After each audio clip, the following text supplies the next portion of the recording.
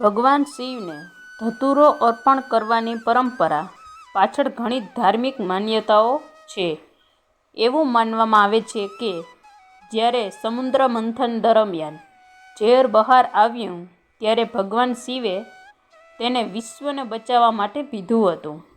ઝેરની જલનને ઓછું કરવા માટે ઠંડી વસ્તુ અર્પણ કરવામાં આવી હતી, જેમાં ધતૂરો પ્રમુખ છે, જેને શ્રાવણ માસમાં આ રીતે ઉપાય કરવાથી મહાદેવના આશીર્વાદ મળે છે. તેમજ મહાદેવને કયા ફૂલ ચડાવવાથી મહાદેવ પ્રસન્ન થઈ જાય છે તે પણ આપણે જાણીશું. તે જાણ્યા પહેલાં વિડીયોને એક લાઈક કરી દેજો અને ચેનલને સબસ્ક્રાઈબ કરી દેજો. કોમેન્ટ બોક્સમાં હર હર મહાદેવ જરૂરથી લખજો અને વિડીયોને અંત સુધી જોતા રહેજો. 1.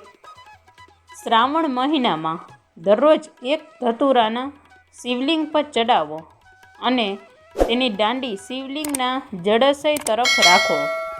ધતૂરો અને અર્પણ કરતી વખતે ઓમ નમઃ શિવાય મંત્રનો જાપ કરતા રહો. 2. જો તમે લાંબા સમયથી તમારા કેરિયરમાં ઈચ્છતા સફળતા મેળવવા તરસી રહ્યા છો અને ધન પ્રાપ્તિના માર્ગમાં સતત અવરોધનો સામનો કરી રહ્યા છો, તો શ્રાવણ મહિનામાં દરરોજ શિવલિંગ પર ધતૂરાનું ફૂલ ચડાવો. આ ફૂલ અર્પણ કરતી વખતે તમારા મનમાં તમારી ઈચ્છાઓ વાંચો અને ભગવાન શિવનું ધ્યાન કરો. 3. ઘરમાંથી દરેક પ્રકારની નેગેટિવ ઉર્જા દૂર કરવામાં પણ ધતૂરો ખૂબ જ ઉપયોગી માનવામાં આવે છે. ધતૂરાને કાળા દોરામાં બાંધીને ઘરના મુખ્ય દરવાજા પર લટકાવી દો. આમ કરવાથી કોઈ નેગેટિવ શક્તિ તમારા ઘરમાં પ્રવેશ કરી શકશે નહીં. 4. જો તમારા પરિવારનો કોઈ સદસ્ય વારે વારે બીમાર પડે છે, તો શ્રાવણ મહિનાના દરેક સોમવારે શિવલિંગ પર હળદર મિક્સ ધતૂરાને અર્પણ કરો. સવારે અને સાંજે ધતૂરો અને શિવલિંગ પર ચડાવો. તે બાદ આ ધતૂરાને ઘરમાં લાવો, દર્દીના ઓશિકા નીચે રાખો. 5. શ્રાવણના સોમવારે ધતૂરાના મૂળને ઘરમાં લાવો અને તેને એવી જગ્યાએ રાખો કે જ્યાં તમે તેને હંમેશા જોઈ શકો. ધ્યાન રાખો કે તેને પૂર્વ દિશામાં જ રાખવું જોઈએ. તેના પછી માતા કાલીના બીજ મંત્રનો 108 વાર જાપ કરો. 6. આ સિવાય શ્રાવણ મહિનાના પહેલા સોમવારે પાણીમાં કાળા તલ નાખીને સ્નાન કરો.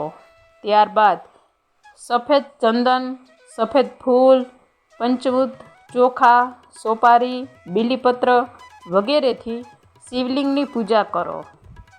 આમ કરવાથી તમારી મનોકામના પૂર્ણ થશે.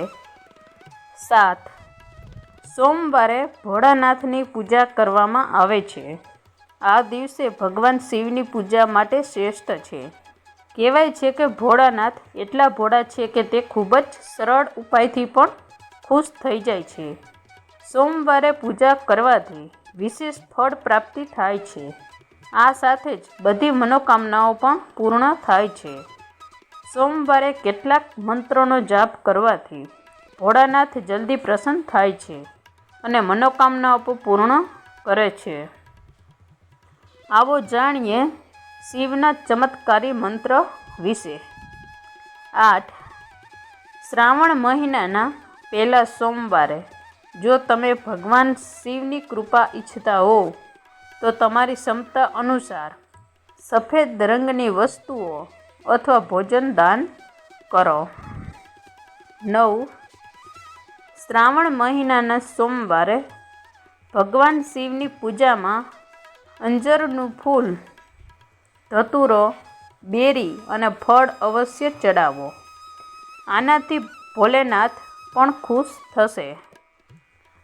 આ ફૂલ ચડાવવાથી જલ્દી પ્રસન્ન થાય છે. ભોળાનાથ, તમે પણ જાણી લો મહાદેવને કયા ફૂલ ચડાવવા જોઈએ. 1. ઘરની બહાર અંજીરનું ઝાડ લગાવવું શુભ માનવામાં આવે છે. શ્રાવણ માસમાં ભગવાન શિવની પૂજા અને આંકડાના પુષ્પથી રુદ્રનો પાઠ કરવાથી તમામ પ્રકારના રોગોનો નાશ થાય છે અને સ્વાસ્થ્ય લાભ પણ મળે છે. 2.